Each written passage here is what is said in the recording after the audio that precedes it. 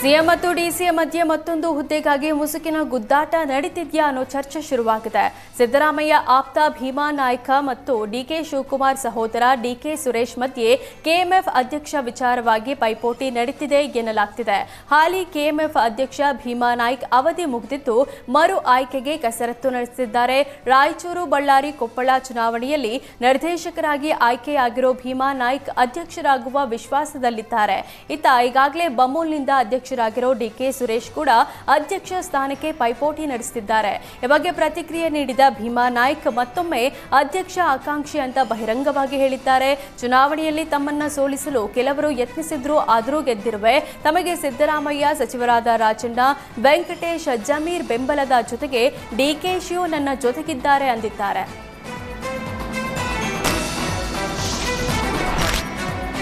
ಬಿಜೆಪಿಯಿಂದ 55 ಶಾಸಕರ ಖರೀದಿ ಅಂತ ಆಪರೇಷನ್ ಕಮಲದ ಬಗ್ಗೆ ವಿಜಯಾನಂದ ಕಾಶಪ್ಪನವರು ಹೇಳಿಕೆ ನೀಡಿದ್ರು.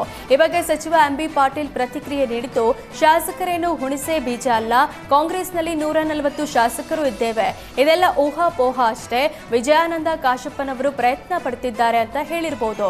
ಈಗಿನ ಪರಿಸ್ಥಿತಿಯಲ್ಲಿ ಆಪರೇಷನ್ ಕಮಲ ಅಸಾಧ್ಯವಾದ ಮಾತು. ಬಿಜೆಪಿ ಜೆಡಿಎಸ್ನ 10 ರಿಂದ 15 ಶಾಸಕರು ಕಾಂಗ್ರೆಸ್ ಕದ ತಟ್ಟಿದ್ದಾರೆ. ಇಂತಹ ಸಮಯದಲ್ಲಿ ಆಪರೇಷನ್ ಕಮಲದ ಮಾತೇ ಬರಲ್ಲ ಅಂತ ಹೇಳಿದ್ರು.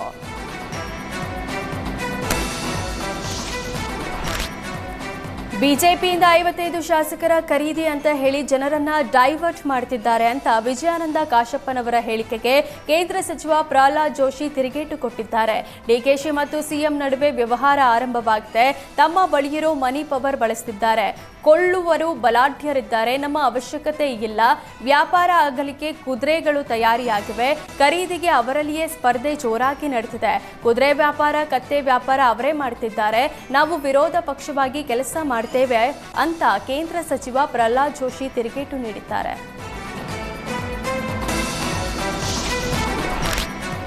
ಅಕ್ರಮ ವಲಸಿಗರ ಬಗ್ಗೆ ಮಾತನಾಡುವ ಭರದಲ್ಲಿ ಪ್ರತಾಪ್ ಸಿಂಹ ಮತ್ತೆ ವಿವಾದಾತ್ಮಕ ಹೇಳಿಕೆ ನೀಡಿದ್ದಾರೆ. ಮುಸ್ಲಿಮರು ಜನೋತ್ಪಾದನೆ ಜೊತೆ ಭಯೋತ್ಪಾದನೆ ಮಾಡ್ತಾರೆ.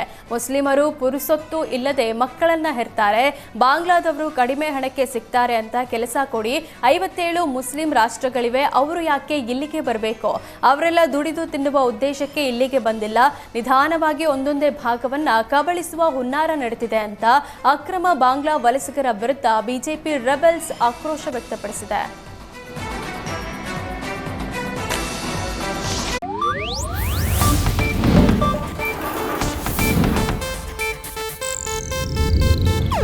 ಇದು ಏಷ್ಯಾನೆಟ್ ನ್ಯೂಸ್ ನೆಟ್ವರ್ಕ್ ಪ್ರಸ್ತುತಿ.